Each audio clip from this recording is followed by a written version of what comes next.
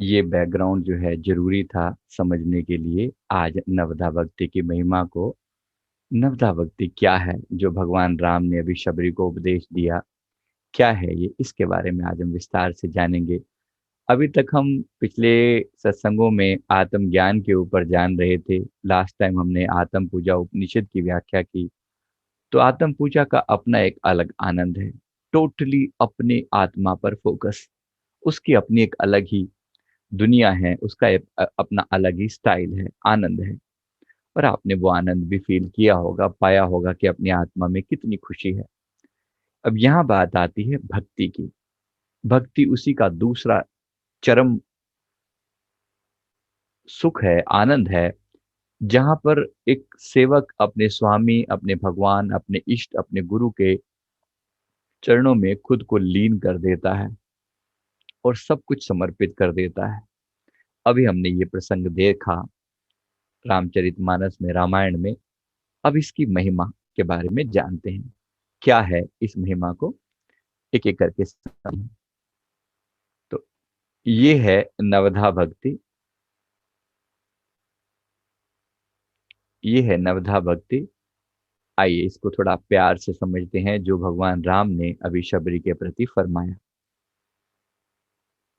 तो नवधा भक्ति में भगवान राम ने पहली लाइन में क्या कहा कि नवधा भक्ति कहूं तो ही पाई, सावधान सुन धर मन माही।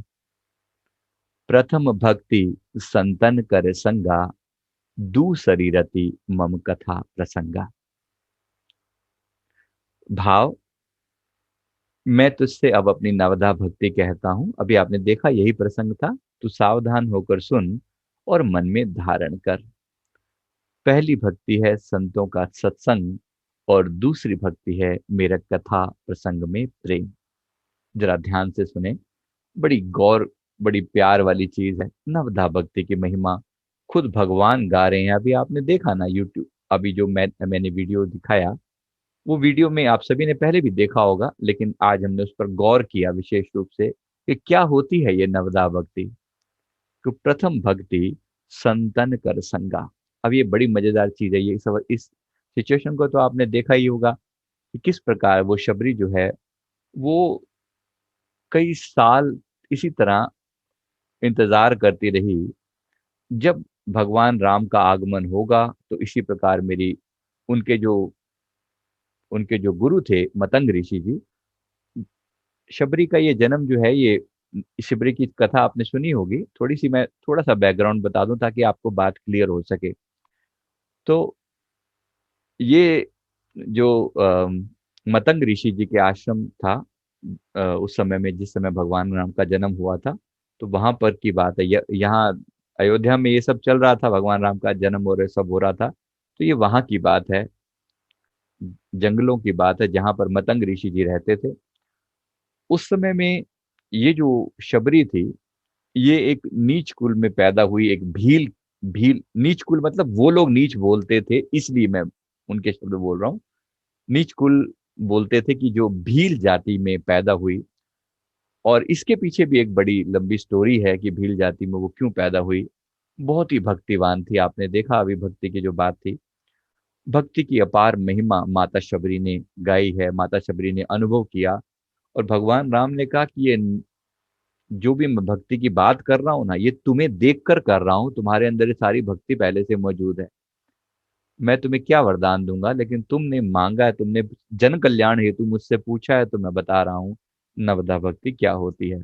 वरना पता तो उन्हें पहले से थी, लेकिन फिर भी एक भक्त अपने भगवान को हमेशा प्रेफरेंस देता है और उनसे पूछना चाहता है कि आप बताएं। तो ये शबरी ने मतंग ऋषि जी की सेवा करी, उनके आश्रम में सेवा करी। मतंग ऋषि जी के शिष्य तो बहुत थे, लेकिन ये जो भीलन थी, मतलब कि शबरी, जब ये सेवा करती थी, इसकी सेवा में जो श्रद्धा थी, जो भाव था, वो अपने आप में अनोखा था। और मतंग ऋषि जी ने जब शरीर छोड़ा तो उनको कहा कि शबरी, मैं तुझे वरदान देता हूँ कि भगवान राम एक दिन तेरा पता पूछते हुए तेरी कुटिया में खुद आएंगे। तो जो जो भक्ति की बात करती है, तेरे इतने शुभ कर्म हैं, तो उनके लिए इंतजार करना। किस दिन आएंगे ये मैं नहीं कह सकता, लेकिन आएंगे जरूर। तो निष्दिन तू उसका इंतजार करना, उनके आने का। और जिस दिन वो आएंगे उस दिन तेरी आत्मा हमारे में लीन हो जाएगी और तू परम पद को प्राप्त करेगी। लेकिन तब तक भक्ति का एक आदर्श इस संसार के सामने छोड़कर जाएगी। आज भी जब संसार बात करता है भक्ति की, तो सब तो उन महान भक्तों के अंदर जिक्र माता शबरी का जरूर आता है। तो ये माता शबरी की बैकग्राउंड स्टोरी। और भी बहुत कुछ था कि क्यों उन्होंने भीलकुल में जन्म लिया, वो सब बहुत सारी बातें हैं, कभी शेयर करूंगा आराम से। लेकिन फिलहाल इस बात को समझते हैं, माता शबरी ने क्या मांगा। भगवान राम के चरणों का इंतजार कर रही थी कि कभी कब प्रभु आएंगे। तो वो हर दिन क्या करती है, वो हर दिन जो है वो अम, फूल इंतजाम करती है, नए फूल लेकर आती है, बेर लेकर आती है जंगल से। फूलों से वो बाहर से लेकर अपनी कुटिया तक रास्ता पूरा फूलों से सजाती है। हर दिन का रूटीन है ये, सुबह से शाम तक यही करती है कि कब मेरे राम आएंगे, कब मेरे राम आएंगे, कब मेरे राम आएंगे। और फिर एक दिन भगवान आए। एक भक्त का हृदय इतने इंतजार से भरा है, कब आएंगे ये नहीं पता, लेकिन आएंगे जरूर, एक भरोसा है। और वो रोता है। आपने देखा किस प्यार से वो आंसू बहा रही है। उसका हृदय रोता है। किसके लिए रोता है? अपने प्रभु के दर्शनों के लिए, उनके प्यार के लिए बार बार तड़पता है, रोता है। याद रखना, एक ज्ञानी का हृदय रोने के लिए नहीं बना होता। ज्ञानी का हृदय नहीं रोता। जरा दोनों दूसरी ऑपोजिट दिखते हैं, लेकिन हम उनका समन्वय करके दिखाएंगे कि दोनों एक ही चीज के दोनों दो अलग अलग छोर हैं। तो एक तरफ एक ज्ञानी का हृदय जो अपनी आत्मा को ही अपने भीतर पा रहा है, वो पूरा ध्यान सारे संसार से छोड़कर अपने आत्मा में लगा रहा है। पिछली बार हमने समझा ना, हमने सारी बातों को समझा कि भक्ति के जो सारे के सारे रूप हैं, मतलब अपने इष्ट के चरणों में, अपने इष्ट के चरणों में पुष्प अर्पित करना, जल अर्पित करना, स्नान करवाना, वो क्या है? अपनी आत्मा को अलग अलग तरीके से अप्रिशिएट करना, अपनी आत्मा में पर ध्यान देना। ये हमने आत्म पूजा उपनिषद में सुना। एक रूप है, बड़ा सुंदर है, बड़ा प्यारा है। आज नवधा भक्ति में हम दूसरा एंड पकड़ते हैं। दूसरा एंड है कि जहां हम प्रभु को अपने से अलग मान रहे हैं, वो भगवान हैं और हम एक तुच्छ सेवक हैं, ऐसा मानते हुए इसका अपना एक आनंद है, इसकी अपनी एक अलग महिमा है। और हम सबने ये भक्ति की है, हम सबने प्रभु के प्यार का वो आनंद लिया है। लिया है ना? हाँ या ना? इस भक्ति का आनंद लिया है सभी ने। तो ज्यादा ज्ञानी ध्यानी भी मत हो जाना, कभी प्रेम में रोना भी सीख लेना। बहुत ज्ञानी ध्यानी नहीं हो जाना। आने को हमने वहां पे भी कमी नहीं रखी, ज्ञान ध्यान की बातों में भी कमी नहीं रखी। लेकिन जब बात प्रेम की आती है, तो प्रेम की महिमा कोई गा नहीं सकता। प्रेम की अपनी एक अलग दुनिया है, अपनी खूबसूरती है। अभी हमने देखा, उसके लिए यही सारा संसार है कि मेरे प्रभु आएंगे, मेरे प्रभु आएंगे। अब हम जैसा कोई अगर ज्ञानी ध्यानी यहाँ पर बात करे, कहता अरे काहे अपना समय बर्बाद करिए, अपनी आत्मा में जागृत हो, अपनी आत्मा के अंदर प्रकाश कर, और तुझे इतने टाइम में साधना कर तो तुझे पर भगवान मिल जाएंगे। ये क्या इंतजार कर रही है भगवान राम का? तरीका वो भी है, वो भी तरीका है, सुंदर है, बहुत सुंदर है। लेकिन सबका अपना अपना वे है, सबके लिए अलग अलग रास्ते हैं। तो यहाँ रास्ता है प्रेमा भक्ति का। तो भगवान ने मतंग ऋषि जी ने शबरी माता को रास्ता बताया भगवान के प्रेम का, कि वो आएंगे और तू उनका इंतजार करना। एक भक्त के हृदय में अपार इंतजार है, अपार। वो अनंत समय तक इंतजार कर सकता है, उसको कोई जल्दी नहीं है। वो ये जल्दबाजी नहीं कर रहा, अरे जल्दी आए क्यों नहीं, आए क्यों नहीं, फोन मिला मिला के देखूं क्या हुआ। आजकल जैसे हम लोग है ना, सब्र नहीं है किसी के अंदर भी, इतने बेसब्रे हैं हम लोग की बेहिसाब। अगर हम कंपेयर करें, उस स्त्री ने उतना इंतजार किया जब तक भगवान राम का जस अवतार हुआ ही था, समझ लो, तब मतंग ऋषि थे। अवतार होने से लेकर भगवान राम के वनवास के आने तक, और वनवास में भी उनके घर तक आने तक कितने साल लगे होंगे, आप सोच सकते हैं। मान लीजिए 40-50 साल, बड़ी कॉमन सी बात है, ऐसा मान के चलते हैं। चलो 30-40 साल लगे होंगे। 30 साल वो इंतजार कर रही है, और हर रोज का एक रूटीन है कि वो जाती है जंगल से बेर लेकर आती है, फूल फल फूल लेकर आती है, फूलों से पूरे रास्ते को सजाती है, और घर में बेर लाकर रखती है कि कभी भगवान आएंगे। और फिर अगले दिन उनको उठा के दोबारा से फिर यही रूटीन करती है ये उसका प्रेममयी हृदय जानता है, इसी चीज में उसे सुख मिलता है। इंतजार है, अनंत तक इंतजार है। 40 साल, 4 दिन आपको इंतजार करने को कह दिया जाए, आम इंसान की क्या हालत हो सकती है। 4 दिन भी बोल दिया जाए ना कि 4 दिन बाद तेरे को भगवान के दर्शन होंगे, तो 4 दिन उस कमरे से बाहर मत निकलियो। Can you do that? बड़ा मुश्किल है। आज के समय में इतने बेसब्रे हैं, 1 मिनट में 4 बार जो लोग व्हाट्सएप चेक करते हैं, उनके लिए क्या कहना कि वो कितने कितनी जल्द कितना टाइम वेट कर पाएंगे। हो आया कि नहीं आया, आया कि नहीं आया। हमारा मन ऐसे ऐसे पागल हो चुका है, इतना जल्दबाजी में चीजें चलती हैं कि कहाँ इंतजार करने की वो हिम्मत है। राइट। अब ये जो भक्ति और प्रेम का जो ये मार्ग हमने देखा, इस मार्ग में एक भक्त को ये दिलासा काफी है कि भगवान आएंगे। दिलासा काफी है। इतना इंतजार करने की हिम्मत है, जरा अपने हृदय को टटोलें। ये हमारे ही जैसी स्त्री थी, कोई ऐसा नहीं है कि कोई बहुत अलग, कोई कोई कहीं और पैदा हुई और कोई और बहुत महान थी और ऐसे वैसे। हाँ, महान हो गई, आज वो महान है, बिल्कुल महान है। लेकिन जो वो पैदा हुई थी वो महान नहीं थी। एक भील कुल में पैदा होने का उस समय के हिसाब से जाति प्रथा बहुत बड़ी बात थी उस समय में। आज हम नहीं मानते, लेकिन उस समय बड़ी बात थी। मतलब ऐसी स्त्री जो समाज में भी पूरी तरह स्वीकृत नहीं थी, और वो इस तरीके से भगवान का इंतजार कर रही हो, और 1 दिन नहीं, 2 दिन नहीं, 3 दिन नहीं, 4 दिन नहीं, वो 30-40 साल तक उसने उन्होंने इंतजार किया। राइट। और फिर अंततः भगवान के दर्शन पाए, और फाइनली भगवान ने उन्हें नवदा भक्ति का वरदान दिया कि इससे पहले कि मैं अपने गुरु के स्वरूप में लीन हो जाऊं, मुझे नवदा भक्ति का वरदान दीजिए। आपने देखा, उन्होंने मांगा, तो ये मांगा तो भगवान ने फिर ये फरमाए, ये वचन फरमाए। अब इन वचनों को लेते हैं। क्या कहा? पहली बात कही, प्रथम भक्ति संतन कर संगा, दूसरी रति मम कथा प्रसंगा। तो पहली भक्ति क्या कर? संतों का संग कर। कहां से मिले संतों का संग? संतों के संग का अर्थ क्या है? अर्थ है जहां आपके आत्मा का कल्याण होता हो, चाहे वो किसी भी रूप में किसी भी तरह से होता हो, चाहे वो किसी वीडियो के जरिए मिलता हो, चाहे वो किसी किताब को पढ़ने से मिलता हो, चाहे संतों का लाइव सत्संग कहीं पर हो, तो जरूर जाइए। तुलसीदास जी एक जगह लिखते हैं, जहां मिले संतों की संगति मंगलकारी, जहां मिले संतों की संगति मंगलकारी, विलंब न कीजिए सिर बल जाइए, सहित स्नेह अति भारी। विलंब न कीजिए सिर बल जाइए, सहित स्नेह अति भारी। मतलब जहां संतों की मंगलकारी संगति मिलती हो, तो वहां विलंब ना करना, देर मत करना। सिर के बल चलकर भी जाना पड़े तो जरूर जाना। सहित स्नेह अति भारी, दिल में बड़ा प्यार लेकर जाना, भाव लेकर जाना। आजकल हमारे लिए कितना सुलभ हो गई हैं चीजें।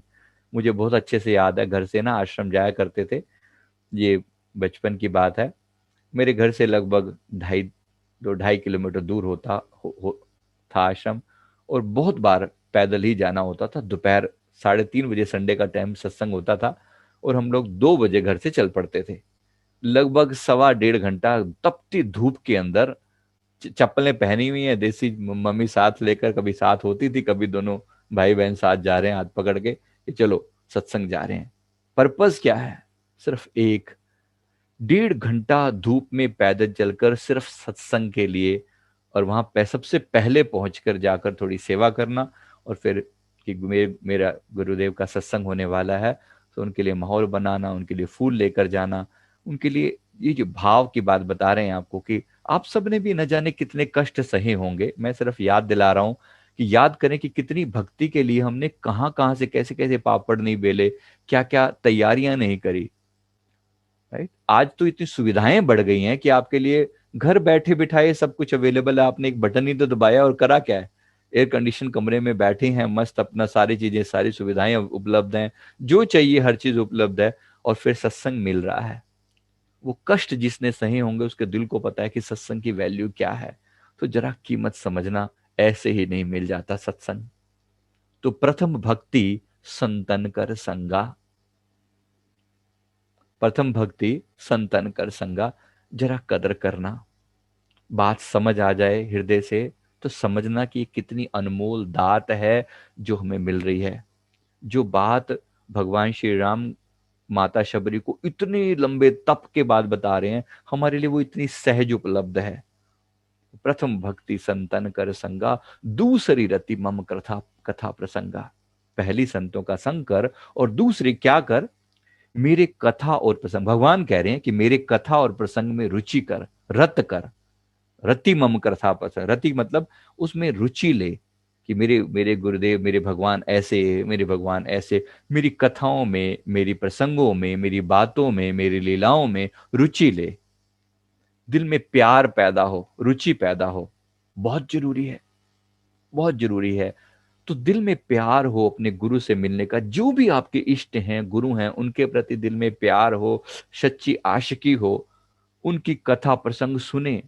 मुझे बहुत अच्छे से याद है, मेरे हमारे पड़ोस में संत जी होते थे, हम उनके पास जाकर बैठते थे गुरु महाराज जी की लीलाएं सुनने के लिए।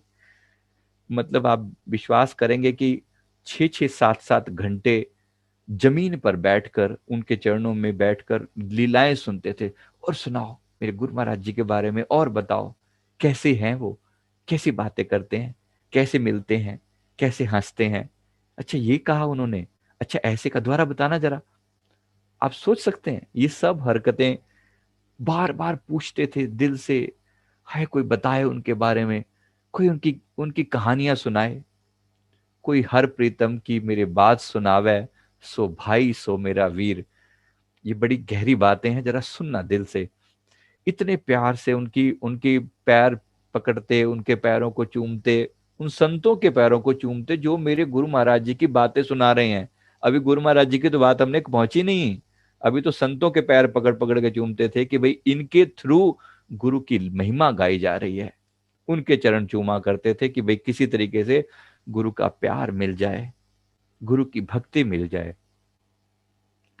तो भक्ति की कदर हो, पता हो कि वो होती क्या है, कैसे कैसे हमारी आत्मा का जब रोआ रोआ उसे पुकारता है, कैसे उसकी महिमा सुन सुन के दिल को खुशी होती है। कौन जाने, जिसने वो पाया होगा, जिसने समझा होगा, उसको पता है कि वो चीज क्या है, क्या कदर है उस चीज की। तो प्रथम भक्ति संतन कर संगा। हम अपने गुरु महाराज जी की महिमा सुना करते थे उनसे, भाई जी से और संतों से भी, जब जो मिल जाता। एक समय आया लोग हमारे से भी सुना करते थे, जब जो हमने सुन रखी थी उनको फिर हमने एक बुक में, आपने वो बुक पढ़ी होगी समर्पण वाली, नहीं तो पढ़िए जरूर। गजब की, मतलब उसमें पूरी जिंदगी की जो, मेरी जिंदगी में जो मतलब अनमोल चीजें हैं, जो अनमोल क्षण गुरु के चरणों में बिताए हैं ना, ये उनका कलेक्शन है। बहुत ही प्यारी भक्ति से, समर्पण से भरी हुई वो बुक है, जरूर पढ़ें। और भी 7-8 किताबों पर काम चल रहा है, गुरुदेव ने चाहा तो वो भी पूरी होंगी। सब में गुरु की लीलाओं से भरपूर है। यही यही बात मैं आपको याद दिलाने के लिए कि प्रथम भक्ति संतन कर संगा, दूसरी रति मम कथा प्रसंगा। कथा प्रसंग में इतनी रुचि होती थी, इतनी रुचि की बेहिसाब। हम घर जाया करते थे कभी, यहाँ से दिल्ली से अपने होम टाउन जाते थे, रात के ट्रेन का पहुंचने का टाइम रात के 2:15 बजे के करीब था। और 2:15 बजे हमारे घर के बाहर कम से कम 15-20 मेंबर बैठे हुए इंतजार कर रहे हैं, भाई आएंगे वो तो आके यहाँ पर गुरुदेव की लीलाएं सुनाएंगे। कभी हम तड़पे थे किसी से लीलाएं सुनने के लिए, गुरुदेव की बातें सुनने के लिए बैठा करते थे, 6-6 घंटे उनके चरणों में बैठते थे। फिर एक समय वो आया जब लोगों ने वो प्यार दिया, लोगों ने उस उन वचनों की कीमत दी, और वो बैठते थे रात के 2-2:30 बजे हम बैठते, और सुबह के 6 बजे तक बैठ के यही सत्संग चर्चा चलती रहती। मेरे गुरु महाराज जी ने ऐसा कहा, मेरे गुरु महाराज जी ने ऐसा कहा, मेरे गुरु महाराज जी ऐसे। उनके दिल, उनकी बातें, उनका प्यार, रात रात भर ये बस यही किस्सा चलता। ये प्रेम की बातें हैं, समझ में आए तो ठीक, ना आए तो जरा अपने दिल को टटोल कर देख लें कि आप पत्थर के तो नहीं हो गए हैं। हर जगह ज्ञान अच्छा नहीं होता। जब ज्ञान की बात करी थी पिछले 2 हफ्तों में, वो भी आपने एंजॉय किया होगा, उसका भी आनंद लिया होगा। लेकिन यहाँ बात प्रेम की हो रही है, ये प्रेम की बात है। जिसका हृदय, दिल प्यार से भरा है, वो जानता है अपने गुरु की महिमा।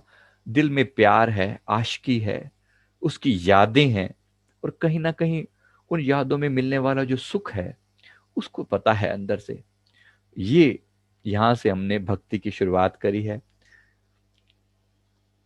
तो ये प्रथम भक्ति संतन कर संगा, दूसरी रति मम कथा प्रसंगा। फिर उसके बाद उन्होंने गुरुपद पंकज सेवा तीसरी भक्ति अमान, गुरुपद पंकज सेवा तीसरी भक्ति अमान, चौथी भक्ति मम गुण गण करई कपट तज गान।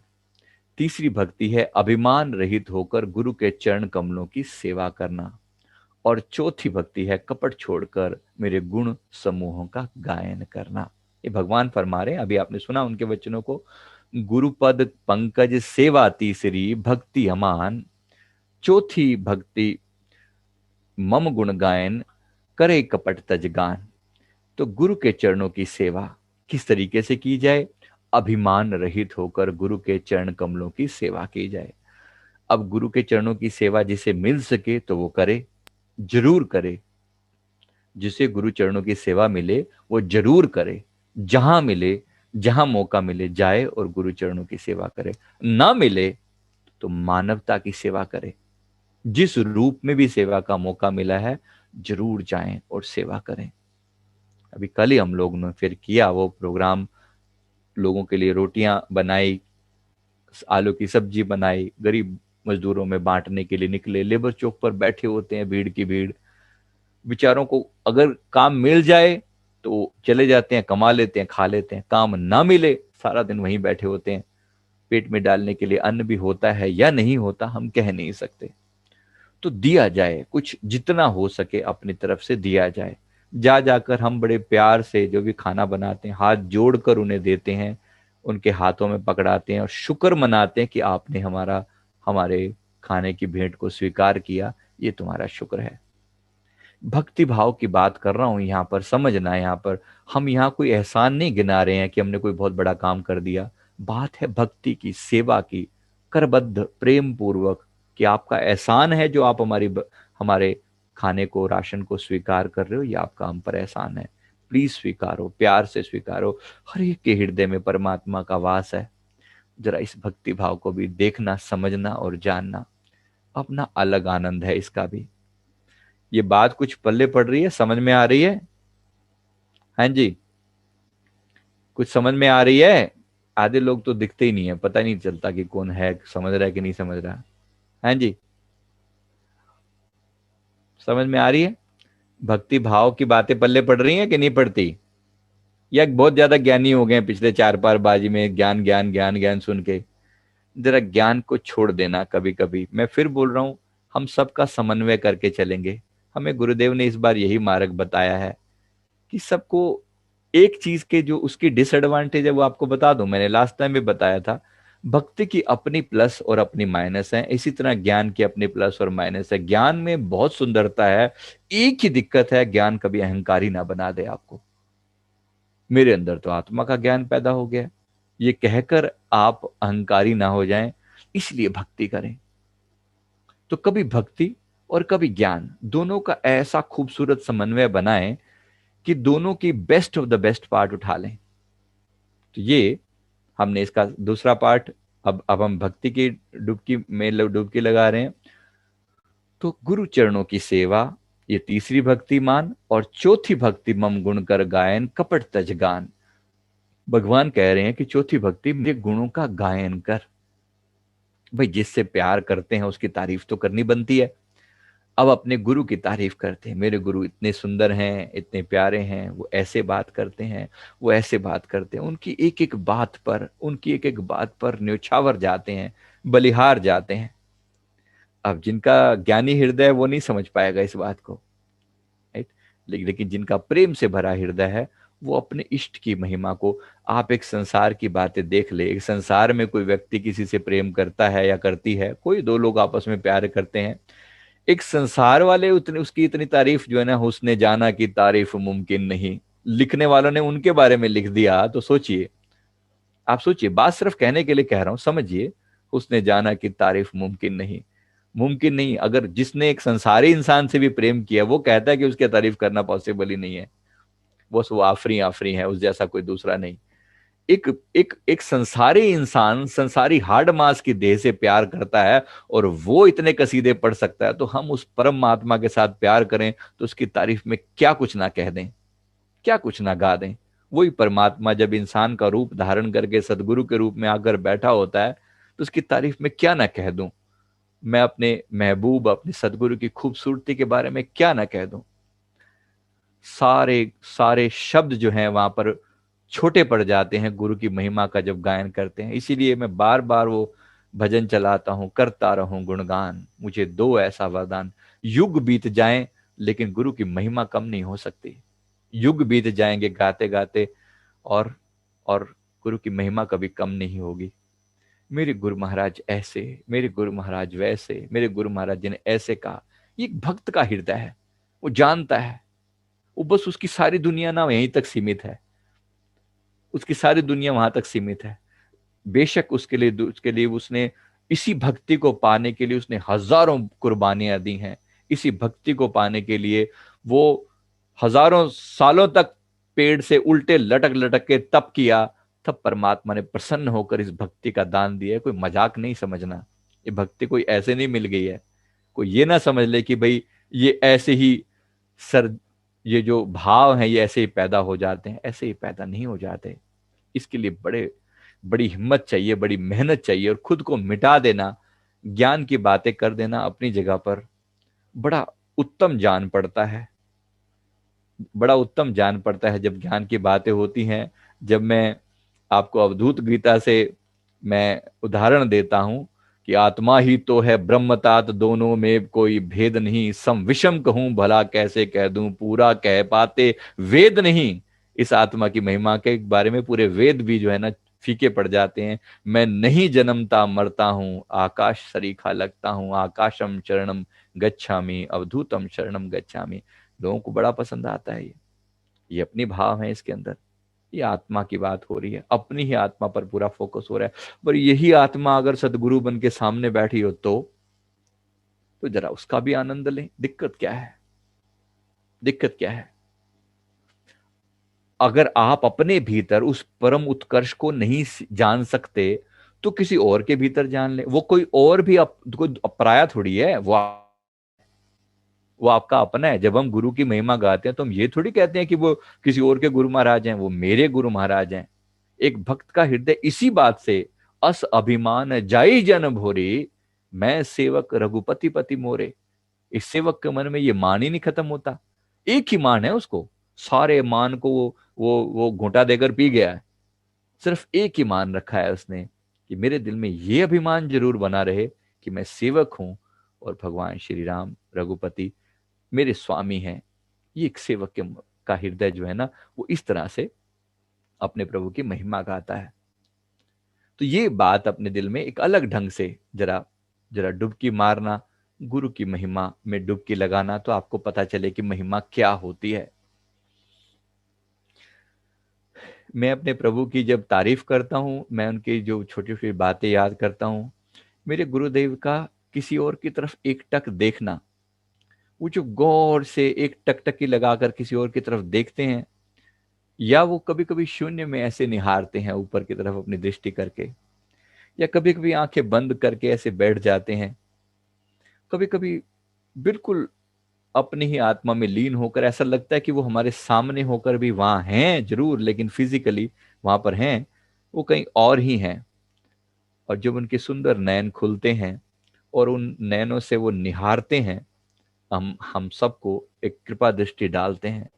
एक सेवक के लिए वो आनंद जो है किसी बैकुंठ से कम नहीं है।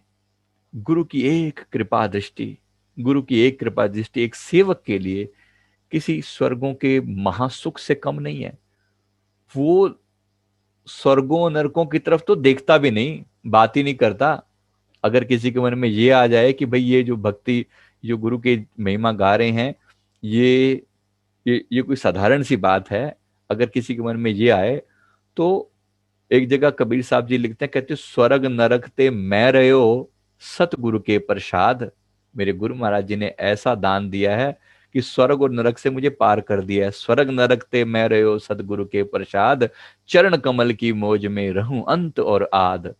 मैं अपने गुरु के चरण कमलों की मौज का आनंद लूं, और बार बार मेरे दिल में उनके प्यार भरी नगमे, उनकी प्यार भरी बातें मेरे दिल में याद आती रहे, मेरे लिए काफी है। आप इस बात को कोरिलेट कर पा रहे हैं? आपको समझ में आ रहा है?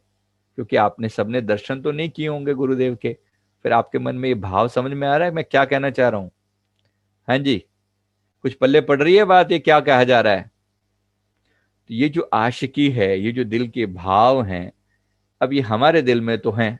अब सब क्योंकि जानने वाले नहीं हैं, तो ये सिर्फ मैं एक उदाहरण मात्र से बता रहा हूं कि किस प्रकार से दिल में भक्ति और प्यार का सिलसिला अपने गुरु के प्रति होता है। मैं अपने गुरु महाराज जी की महिमा याद करता हूँ, जिस प्रकार वो मुस्कुराते हैं, उनकी पलकें जब ऊपर होती हैं, उनकी पलकें जब नीचे होती हैं, साइड से देखते हैं, मंदिर में प्रवेश करते हैं, वहां से विदा होते हैं, कभी किसी तरह से, कभी किसी तरह से, कभी किसी तरह से, एक भक्त का हृदय वही अपने प्रभु की लीलाओं में ही व्याप्त रहता है, लीन रहता है, सोचता रहता है उनके बारे में। ये भक्ति है। ठीक वैसे ही अगर मैं संसार की भाषा में कहूं, जैसे लोग अपने किसी जिससे भी आप प्यार करते हैं उसके बारे में लोग सोचते रहते हैं, वो ऐसा दिखता है या वो ऐसी दिखती है, वो फलाना वो ढिमका।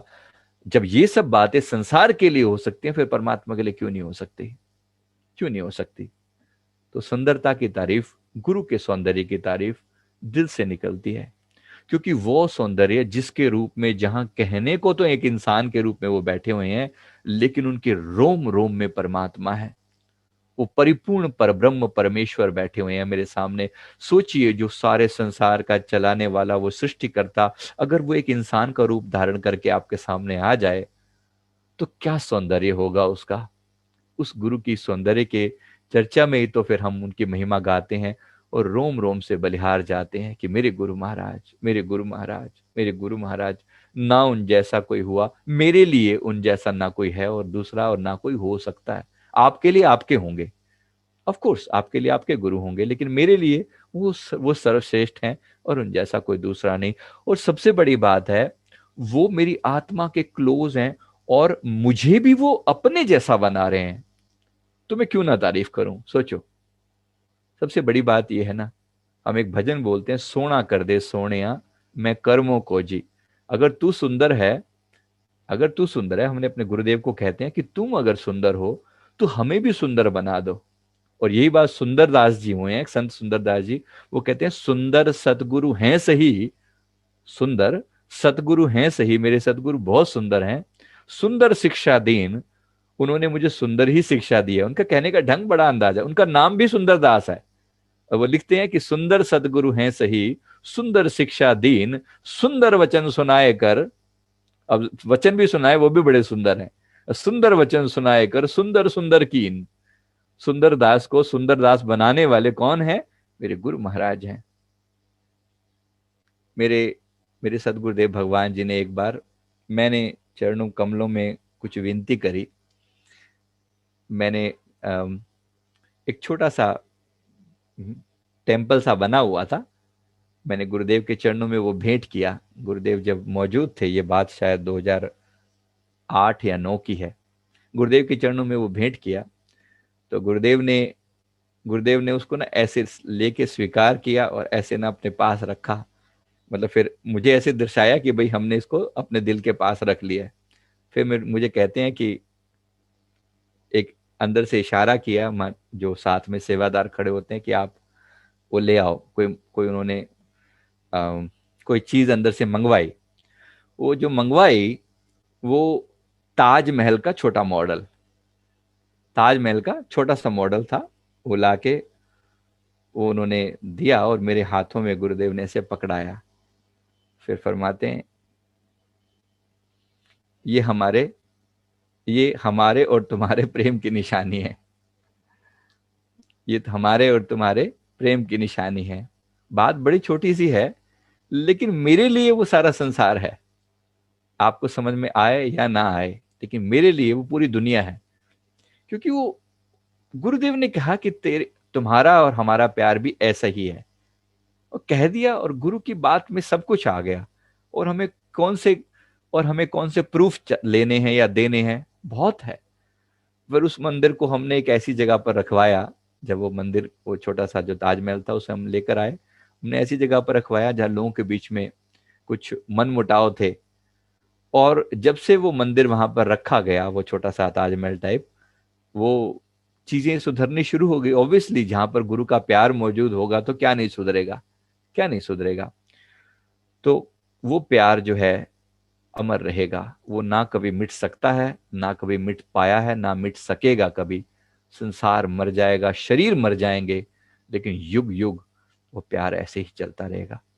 कोई कुछ दिन पूछ रहा था कि इस दुखों भरे संसार में तुम क्यों आना चाहते हो दोबारा, क्यों आना चाहते हो? बस इसी वजह से, इसी वजह से। अब बात समझ में आई है कुछ? इस दुखों भरे संसार में दोबारा क्यों आना चाहते हो? किसी का सवाल था कि तुम हमें तो कहते हो कि तुम्हारी मुक्ति हो जाए, तुम जाओ अपने आनंदमयी धाम में जाओ, सच्चित आनंद रूप परमात्मा में लीन हो जाओ, लेकिन तुम मुक्ति क्यों नहीं मांगते? मैं इसलिए नहीं मांगता। अर्थ न धर्म न काम रुचि, गति न चहु निर्वाण, जन्म जन्म रति राम पद, यह वरदान न आन। भरत जी से जब भगवान राम ने कहा कि तुझे क्या चाहिए, जो तू मांगे तुझे देने के लिए तैयार हूं। संसार में चार पदार्थ होते हैं प्राप्त करने लायक, अर्थ, धर्म, काम और मोक्ष। ये चार चीजें, कहा कि सब तुझे दे देते हैं। तो उन्होंने कहा कि अर्थ नहीं, धर्म नहीं, काम नहीं, और गति न चाहूं निर्वाण, ये चारों चीजों को मैं आपके चरणों पर कुर्बान करता हूं। जन्म जन्म रति राम पद, जब जब आपका इस संसार में आना हो, जन्म जन्म रति राम पद, यह वरदान, मुझे ये वरदान दो कि मैं आपका सेवक बनकर आऊं। मुझे दोबारा, मुझे बार बार आना है यहां पर। मेरे लिए संसार दुखों का घर नहीं है, जिसके लिए होगा उसके लिए होगा। एक सेवक अपने स्वामी के साथ, ये भक्ति और प्रेम का रिश्ता है। फिर बता रहा हूं यहां पर, याद रखना। एक ज्ञानी के लिए ये बड़ा आसान है, ज्ञानी डिटैच्ड है, ज्ञानी को कोई चीज बांध नहीं सकती। हम भी जब ज्ञान वाले मोड में आ जाते हैं ना, तब संसार की कोई चीज हमें बांध नहीं सकती। खुलकर, बिल्कुल खुल खेलो संसार में, बांध न सके कोई, जम जुगाती क्या करे जो सिर गांठ ना होए। वो अवस्था भी आती है जब हम संसार को ठुकरा कर एक सेकंड में अपना मुंह मोड़ के परे निकल सकते हैं। जब मन ज्यादा तंग करे ना और संसार के प्रति ज्यादा पागल हो, तो इसको 1 मिनट लगता है बस वहां से डिटैच होकर अपने भीतर आत्मा में रमण करने में। वो भी जरूरी है। ज्ञान के साथ ये बेस्ट पार्ट है, ज्ञान काट देता है। ज्ञान नकारात्मक चीजों को काटने में बड़ा स्मार्ट है, बहुत जरूरी है, बहुत जरूरी है। लेकिन वो ज्ञान सूख ना जाए, सूखा सूखा ना रह जाए, ड्राई ना रह जाए। उस ड्राइनेस के अंदर अगर कुछ कुछ रस डालना है, वो रस भक्ति से आता है। अब बात पल्ले पड़ रही है कुछ? दोनों का समन्वय कैसे होगा? ऐसे समन्वय होगा। दोनों को एक साथ मिक्स करने की जरूरत है। ज्ञान संसार की चीजों को काटने के लिए जरूरी है, नहीं तो समझ में नहीं आती। ठीक है? और भक्ति जो है, भक्ति जो है जीवन में रस भरने के लिए जरूरी है। इसलिए ज्ञान से हमने संसार को काटा, लेकिन इसके इसके लिए भक्ति को काटने की जरूरत नहीं है। इसीलिए बार बार संसार में आना बनता है। हमें एक जन्म क्या, हमें हजारों जन्म भी आना पड़े, जीना पड़े, मरना पड़े, सब मंजूर है। एक गुरु का प्यार मिलता रहे, बस एक ही कंडीशन है कि जब जब प्रभु आए, हम उनके सेवक बनकर साथ आए और उनके चरणों से में लीन हो जाएं। जब तक सेवा का आज्ञा है तब तक सेवा करेंगे, बार बार आएंगे जाएंगे। ये एक सेवक के हृदय है। वहां मुक्ति की भी मांग नहीं है, याद रखना।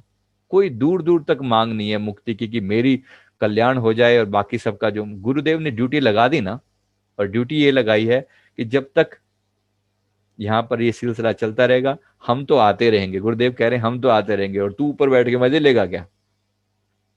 मजे लेगा क्या? वे आओ। सेवक का काम क्या है? सेवक अपने स्वामी के साथ है, और कहां जाएगा? जाहिर सी बात है। तो ये एक भाव है।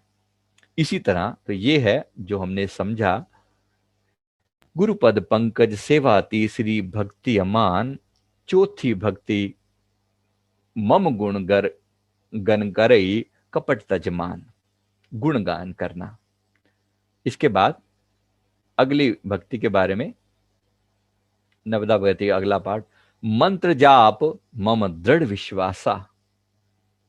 ये आगे देखो, मंत्र जाप मम दृढ़ विश्वासा, पंचम भजन सो वेद प्रकाशा।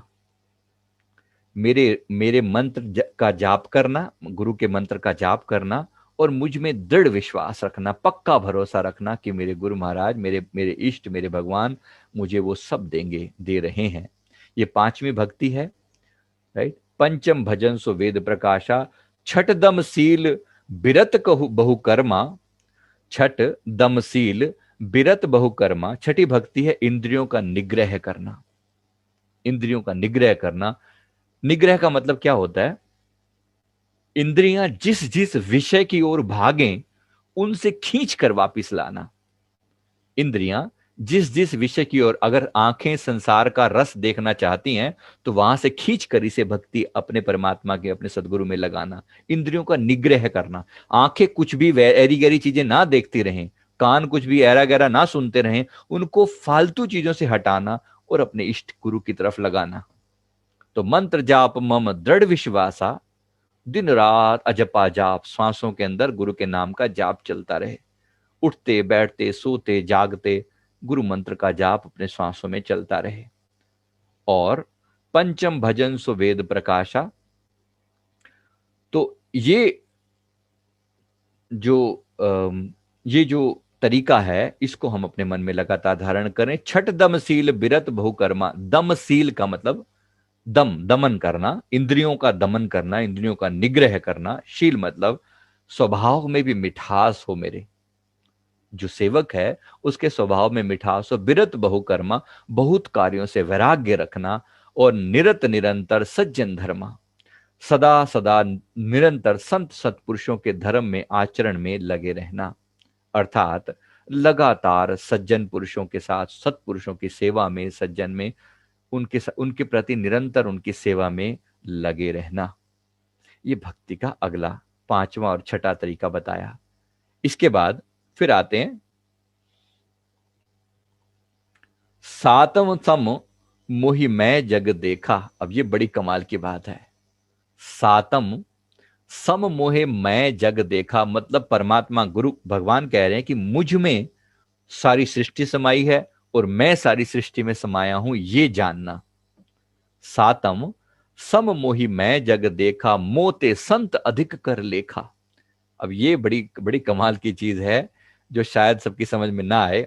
सातम सम मोहे मैं जग देखा, सातम सम मोहे मैं जग देखा मतलब परमात्मा गुरु कह रहे हैं कि मेरे रूप में सारे संसार को देख, मुझ में सारे संसार को देख और मुझे सारे संसार में देख, कि मैं ही हर जगह व्याप्त हूं। हर एक इंसान के अंदर मेरा मतलब परमात्मा का, गुरु का, भगवान का अस्तित्व है। तो उन्हीं सब के रूपों में परमात्मा के रूप को ही जान। ये भी भक्ति है। उस दिन मैंने आपको कहा था ये बात, अगर आपको याद हो, कि अगर लगातार जो इंसान भी आपके संपर्क में आए उनको ये मानना कि सबके अंदर मेरे प्रभु विराजमान है। अगर आपके पास समय ना हो ना तो चलते फिरते की जाने वाली भक्ति ये है। केवल इतना ही भाव रखें कि जिस जिस व्यक्ति से मेरा एनकाउंटर हो, जिस जिस व्यक्ति से मेरा पाला पड़े, वो सब मेरे परमात्मा का, मेरे सदगुरु का ही रूप है। अगर ये आपके मन में भाव आ जाए तो समझ लीजिए कल्याण हो गया। तो ये भक्ति का एक दूसरा फॉर्म है। और फिर मुंह पे संत अधिक कर लेखा, ये बड़े कमाल की बात है कि भगवान कह रहे हैं कि संतों को मुझसे भी अधिक जानना, संतों को मुझसे भी बड़ा जानना, अधिक जानना। ये बात बहुत सारे लोगों का दिमाग को हिला सकती है, लेकिन इसका मतलब समझ लें। इसका मतलब सिंपल सा है कि परमात्मा तो बाद में मिलेंगे, पहले तो गुरु मिलेंगे ना, पहले तो टीचर मिलेंगे, समझाने वाले मिलेंगे, जो आपको दिल में प्यार पैदा करेंगे, दिल में प्यार पैदा करें। फिर कहा कि मोते संत अधिक कर लेखा, उन संतों को मुझसे अधिक जानना, क्योंकि वो रास्ता बना रहे हैं। मैं तो, भगवान कहते हैं एक जगह पर, मैं तो खारा पानी हूं, मैं तो खारा पानी हूं। जो संत हैं ये बादल हैं। वैसे समुद्र के अंदर खारा पानी होता है, उस पानी का कोई उपयोग नहीं है, कोई पी नहीं सकता। क्या करोगे उस पानी का? उस पानी के लिए संत क्या करते हैं? संत बादलों के समान है। वो जाते हैं और वहां से वो जो पानी, जो समुद्र का पानी है, भाप बनकर जब उठता है गर्मी के कारण, तो वो बादल उसको अपने में समाहित कर लेते हैं, उस जल को। और उस जल को समाहित करके फिर लेकर उस जगह पर जाकर बरसते हैं जहां पर पानी की सर्वाधिक जरूरत है। क्योंकि समुद्र में तो कोई जरूरत ही नहीं है, उसके पास तो भरपूर पानी है। लेकिन वो खारा पानी है, वो खारा पानी है। तो ये वो किसी के पीने लायक नहीं है। लेकिन संत क्या करते हैं, उसी उसी जो बादल हैं, बादल एक तरीके से संत का रोल है। तो संत क्या कर रहे हैं, उसी खारे पानी को ले रहे हैं, अब्जॉर्ब कर रहे हैं, और उसे लेकर वहां तक जा रहे हैं जहां उसकी सर्वाधिक जरूरत है, और फिर वहां जाकर बरस रहे हैं, और वहां जाकर बरस रहे हैं और वहां पर दे रहे हैं। वहां वो जल बरसा रहे हैं, उस जल से वो तृप्त कर रहे हैं उन सबको। और कैसा मीठा जल बनाकर। यही वर्षा का जल ही तो घरों में आता है, जिसको स्टोर करके या जिसके द्वारा धरती तृप्त होती है। राइट, यही तो होता है। और ये किसके कारण हुआ, ये बादलों के कारण हुआ। समुद्र, परमात्मा समुद्र की न्यायी है, हर जगह है, विराट है, लेकिन आम इंसान की रेंज में नहीं है, आम इंसान की अप्रोच में नहीं है। संत क्या कर रहे हैं, उसी चीज को लेकर वो इतने डिफिकल्ट वाले परमात्मा को आपके लिए बिल्कुल सिंपल साधारण रूप में प्रस्तुत कर दें, ताकि आपके लिए एक सहज रास्ता मिल जाए कि इतना सिंपल है, देखो पाना भगवान को, इतना सिंपल है। कुछ बात समझ में आ रही है? तो संतों का ये स्वभाव है। संत संत जो है वो आपको दिलवा, परमात्मा की दया है कि ऐसे महा संतों के साथ हमारा संग है, हमारा बसेरा है, हमारे साथ उनका साथ उपलब्ध है। और शुरुआत में ये कहा ना, प्रथम भक्ति संतन कर संगा, शुरुआत ही वहां से होती है, याद रखना। तो वहीं से फिर उसी बात को कह रहे, मोह पे संत अधिक कर लेखा। यहां भगवान ने बिल्कुल ही हद कर दिया है। कहते हैं कि मुझे संतों को मुझसे भी अधिक जानना। और यही बात संत सहजो बाई जी ने एक जगह कही ना, कही कि मैं हरि ना गुरु न तजू हरि को तज डारूं। अगर मुझे भगवान को छोड़ना पड़े तो मैं छोड़ दूंगी, मैं अपने गुरु का दामन पकड़ के रखूंगी हमेशा। हरि न तजू गुरु गुरु न तजू हरि को तज डारूं, इस तरीके से उन्होंने अपनी बात कही। और बड़े प्यार से, बड़े सुंदर तरीके से उन्होंने अपनी बात रखी। बड़ा बड़ा उनका तरीका है बखान करने का। चलिए, राम तजू पर गुरु न बसारूं, संत सहजोबाई जी कहते हैं, गुरु के सम हरि को ना निहारूं। हरि ने जन्म दियो जग माही, गुरु ने आवा गमन छुटाही। हरि ने 5 चोर दिए साथा, गुरु ने लई छुड़ाए अनाथा। हरि ने कुटुंब जाल में गेरी, गुरु ने काटी ममता बेरी। हरि ने रोग भोग उर्जायो, गुरु दीपक देता ही दिखायो। गुरु ने गुरु जोगी कर सबे छुड़ायो, हरि ने करम भरम उर्झायो। गुरु ने आत्म रूप लखायो, हरि ने मोसू आप छुपायो। गुरु दीपक दे ताही दिखायो, फिर हरि का बंद मुक्ति गति लाए। गुरु ने सभी भरम मिटाए, चरण दास पर तन मनवारूं। गुरु न तजूं हरि को तज डारूं। ये संत सहजो भाई जी कहते हैं, जो भगवान कह रहे हैं उसी बात की व्याख्या कर रही हैं वो, कि मुंह पे संत अधिक कर लेखा। फिर इसके बाद लास्ट पॉइंट आता है यहां पर, आठम जथा लाभ संतोषा, स्वप्ने हु नहीं नहीं देखई पर दोषा। आठवीं भक्ति क्या है, यथा लाभ संतोषा, जो जीवन में सुख मिले दुख मिले संतुष्ट होकर उन्हें स्वीकार करना।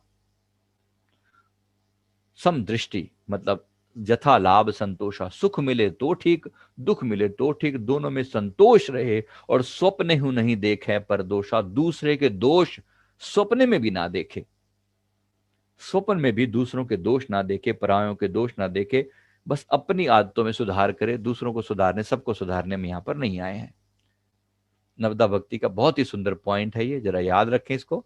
और नेक्स्ट लास्ट पॉइंट पर आते हैं। नवम सरल सब सन छल ही ना, मम भरोस ही हर्ष न दीना। नवमी भक्ति है सरलता, और सबके साथ कपट रहित होकर बर्ताव करना। कपट रहित होकर बर्ताव करना, सरल रहना। कई लोग बड़े कॉम्प्लिकेटेड हैं, बातों को बड़ा मैनिपुलेट करते हैं, तोड़ते हैं, जोड़ते हैं, कभी कैसा बोलते हैं, किसी के साथ एक ही बात को कहने का दूसरा ढंग, दूसरे के साथ दूसरा ढंग, किसी के साथ कैसे बोलेंगे, किसी के साथ बहुत मैनिपुलेटिव लोग मिलते हैं। कई बार हमें तो बहुत ज्यादा पाला पड़ता है ऐसे लोगों से, बड़ी हैरानी होती है। भाई इनके दिल में परमात्मा अपनी भक्ति कब डालेगा? क्योंकि दिल में, जिसके दिल में जो बहुत कॉम्प्लिकेटेड है, जो बहुत टेढ़े हैं ना, उनको सरल परमात्मा नहीं मिलता। परमात्मा बहुत सरल है, हम टेढ़े हैं जो हमें वो नहीं मिलता। तो टेढ़ापन थोड़ा छोड़ना है और सरलता को अपनाना है। तो ये रास्ता हमें बता रहे हैं कि मम भरोसे तो नवम सरल सब सन छल ही ना, मम भरोसे ही हर्ष न दीना। अर्थात मेरे ऊपर दृढ़ विश्वास, परमात्मा के ऊपर दृढ़ विश्वास रखना, और किसी भी अवस्था में ना तो हर्ष है और ना शोक है। बड़ी कमाल की चीज है। अर्थात कोई बहुत कुछ मिल गया तो खुशी नहीं, और गंवा दिया तो दुख नहीं। अर्थात सम अवस्था में जीना। सम अवस्था में कोई कैसे जिए? उसको पता है कि कुछ मिल गया तो परमानेंट नहीं है, और चला गया तो वो भी परमानेंट नहीं है, आ ही जाएगा कहीं ना कहीं से। इसलिए दोनों ही स्थितियों में अपने मन को समभाव में रखना, ये है समभाव का अर्थ। तो ये हमारे प्रभु ने हमें रास्ता बताया। लास्ट लाइन है, नव महु एक हूं जिनके होई, नारी पुरुष सचराचर कोई। इन नौ में से एक भक्ति भी जिसके पास हो, वह स्त्री हो, पुरुष हो, जड़ हो, चेतन हो, कोई भी क्यों ना हो, एक भी, 9 भक्तियों की बात करी, कहा कि कोई एक भी हो, 9 की 9 हो जाए तो कहना ही क्या, एक भी हो तो बहुत बड़ी बात है।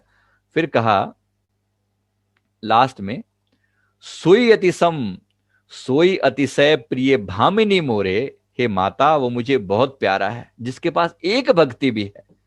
और 9 की 9 तो कहनी, सकल प्रकार भक्ति दृढ़ तोरे।